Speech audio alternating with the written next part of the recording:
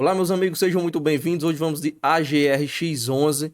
Inclusive, o fundo deu uma recuperada na distribuição, entregou 10 centavos, né? Teve um aumento em relação à distribuição anterior. A gente vai dar uma olhada nisso, ver as expectativas futuras. Vamos ver também questão de negociação de nova operação em portfólio. Inclusive, essa operação hoje é a maior operação do fundo, porque o maior ativo do fundo a gente vai dar uma olhada. Superou, inclusive, a 11% de posição, né? Já estoura aqueles 10% que a gente tem como valor limite. E, inclusive, essa operação está vinculada, a gente vai ver ali, a outra operação que tem um peso de mais de 9%. Então é algo que é impactante no portfólio do fundo. Inclusive tem questão de garantias movimentando nessa questão dessa operação, ok? A gente vai dar uma conversada sobre isso mais à frente. Tem bastante coisa para a gente ver. O fundo tem um patrimônio bem pequeno, um fundo relativamente pequeno, né? Menos de 200 milhões de reais. Temos aqui uma taxa média de CDI mais 5,3. É uma taxa high yield pelo número. A gente tem, inclusive, hoje de CDI, né, somando aqui, vai dar uma taxa bem agressiva. Já essa inflação aqui, mais 7,8, é uma taxa que a gente pode considerar como high grade, a middle risk, mas o maior percentual do fundo, por volta de 94%, tá?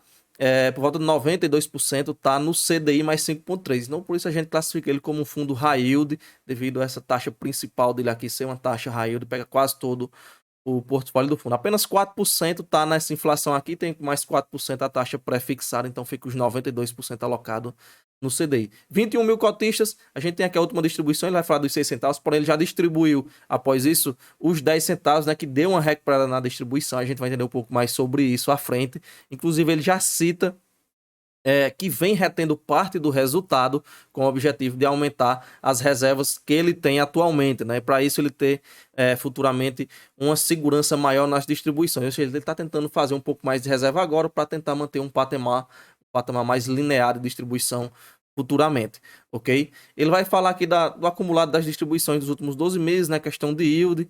Aqui a gente tem um retorno considerando mês a mês, comparando com o CDI. E aqui a gente tem nos eventos subsequentes já a questão da nova aquisição.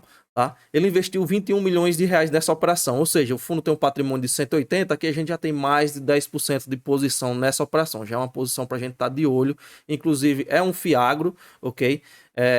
Que tem um propósito de adquirir áreas rurais da titularidade da produtora Franciele. E ele tem operações da Franciele em portfólio, mais de 9%, como a gente vai ver mais à frente, ou seja, está aqui uma considerável posição patrimonial do AGRX11 nessas operações. Ele, inclusive, cita que os recursos de compra de até 10 titularidades da Franciele serão esse motivo, né, dessa compra. A Franciele usará os recursos dessas vendas para pagamento do CRA. Ele está comprando, investindo no Fiagro. Esse dinheiro desse Fiagro vai ser usado para comprar essas matrículas. A Franciele vai usar esses recursos para pagar parte ali, ou totalmente do CRA, não vai dizer, mas vai dizer que vai fazer um pagamento antecipado desse CRA Franciele, né? A gente vai ver que ele tem a posição nisso. Das 10 matrículas que poderão ser adquiridas, 5 correspondem às atuais garantias do CRA. Okay? Então, automaticamente, a Franciele pagando o CRA, ele ficaria ali, a garantia aumentaria, a razão de garantia, né? Ele até cita isso, sinteticamente aumentaria a razão da garantia, e ele até cita, né, que essas terras aí, essas compras se darão na modalidade de compra de retrovenda, ou seja, aquele famosa opção de recompra que a gente vê ali nos fundos, normalmente a gente vê nos fundos da RISA, né? Ele até cita aqui que é a operação sale e leaseback. Resumindo, o que seria essa operação sale e leaseback?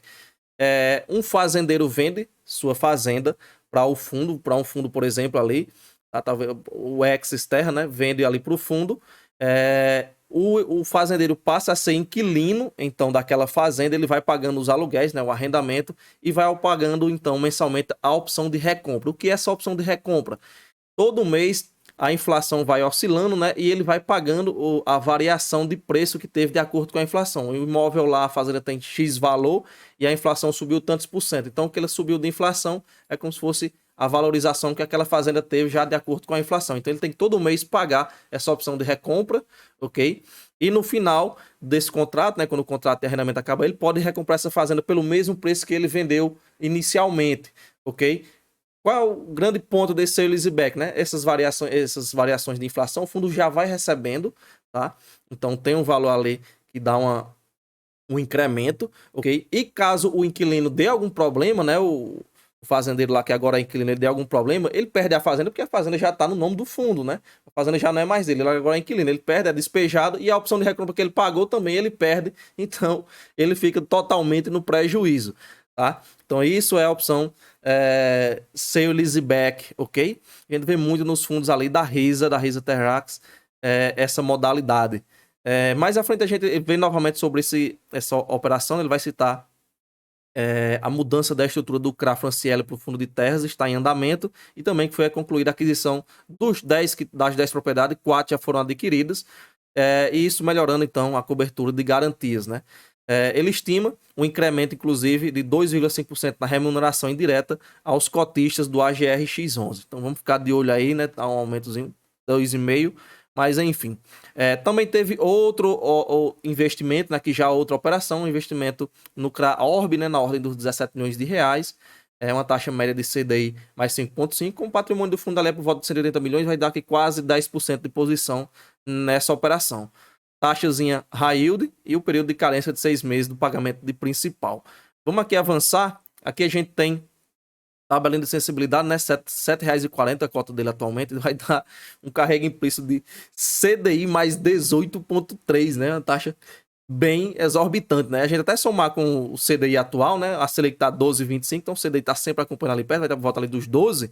CDI, somar aqui os 18,3 com os 12 do CDI ali aproximado, até arredondando, né? Só os 12 mesmo ali, vai dar aí mais de 30% de carrego, né? Então, carrego extremamente alto, claro, devido ao deságio, né? Um deságio bem considerável no valor do fundo atualmente, né? Inclusive, ele chegou a ser negociado abaixo dos R$7, né? Então, aumentaria mais ainda, ok? O que é taxa bem considerável. Isso, claro, não é nenhuma garantia de retorno, né? Que quem comprar vai ter esse retorno, né? Ali está fazendo uma conta considerando o carrego total do fundo, né? Não quer dizer que o fundo vá subir, disparar, enfim. Não é nenhuma promessa. Aqui a gente tem questão da distribuição geográfica, né? A gente vê o Maranhão como principal, a região que ele tem mais operações, maior percentual. A gente vê aqui a questão dos indexadores, a gente já falou sobre isso lá no começo, 92% é atrelado ao CDI, 4% no IPCA, 4% no pré-fixado, ok? Por ativo, aqui a gente tem por setor, o principal é a soja, então o cotista do fundo é bom estar de olho nos números da soja, a gente vai já ver esses números um pouco mais à frente. Aqui a gente tem questão de distribuição por estados, tá? Já a gente vai ver mais sobre essa questão da Franciele e desse Fiagro, ok? Que ele adquiriu, já a gente vai ver mais números sobre isso lá na listagem das operações. Vamos continuar, que tem coisa aqui ainda para a gente ver. Aqui um resumo do macroeconômico, né? Vai falar que os preços da soja oscilaram, também as chuvas beneficiaram a questão das lavouras, né? A questão de milho e soja, ele vai falar que teve um aumento na área projetada de 65% quanto à questão do semeamento, né? Então teve mais área semeada do que o mesmo período no ano anterior, que estava ali por volta dos 60%, ok? Teve 5 pontos percentuais de diferença, né? O spread. Aqui a gente tem a questão do aumento nos preços do algodão em pluma. Também vai dizer que o Brasil é o terceiro maior produtor mundial do algodão em pluma. Na moagem da cana teve uma queda em referência ao mesmo período anterior. Na questão do açúcar teve uma queda agora bem mais significativa, quase 60%, né? Considerando o período da quinzena de novembro, né? Isso devido à questão da menor destinação da cana para a questão da produção do açúcar, ok? A fabricação do açúcar teve uma redução de 3%, né, no período comparando com a safra anterior. Na questão do etanol, teve um aumento, né, de produção de 27%, sendo 31% do milho. Aqui na questão 31% da produção do etanol sendo proveniente do milho, tá? E a produção no geral cresceu 27%.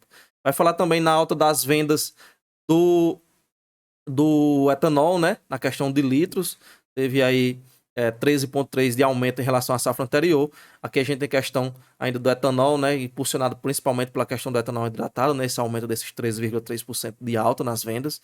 E vai falar que apesar de ter tido essa alta nessas vendas, né, as exportações diminuíram, no caso, na ordem dos 12% devido à competitividade, né, com os Estados Unidos. Aqui ele vai fazer um pouco mais detalhado ainda da questão da soja, tá? Aqui a gente vê a questão da área plantada, vê também a questão da produção em toneladas, né? Quem quiser ver bem no detalhe aí, tem aí.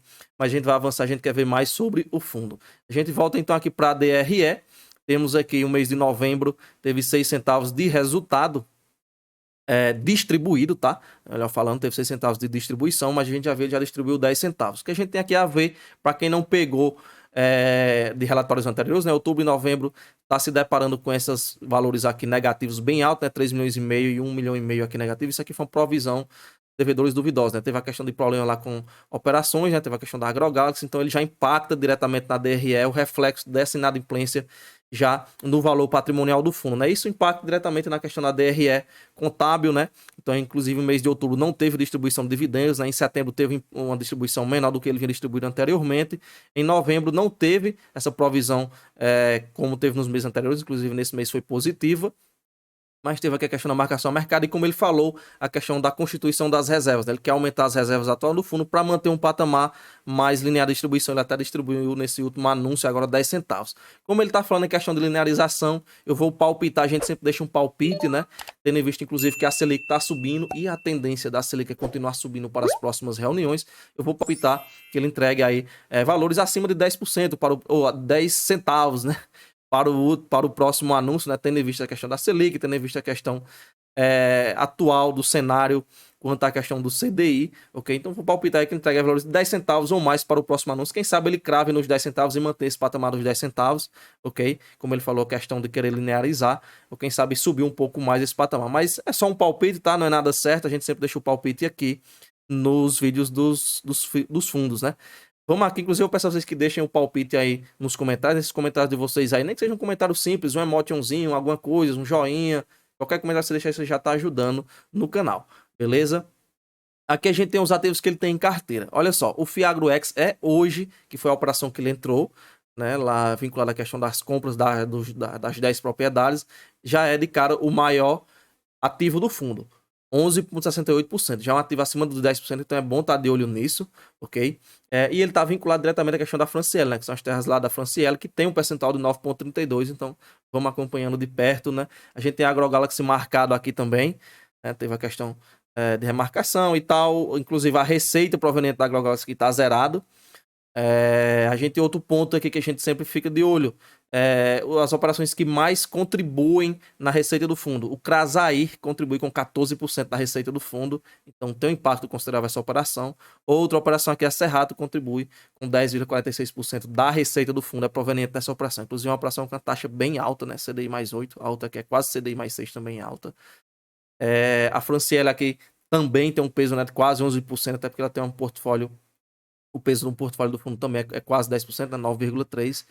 Então, essas operações aí são as maiores fontes de receita do fundo atualmente. Tem outra aqui com 8, 8 e pouco, tá? Então é bom estar de olho não só na questão do posicionamento do portfólio, né, do impacto, como também algum problema nessa operação, nenhuma dessas operações impactaria ali, logicamente, a questão das distribuições, ok?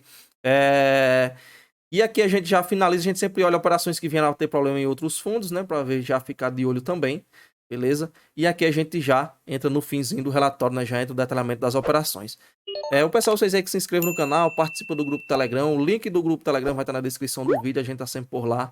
Peço aí também vocês que puder se inscrever no canal, deixar o like, o comentário. Os comentários ajudam muito, tá? Então participa aí e ajuda o canal a crescer, beleza? Isso foi tudo que a gente tinha para ver hoje. A gente se vê no próximo vídeo e valeu!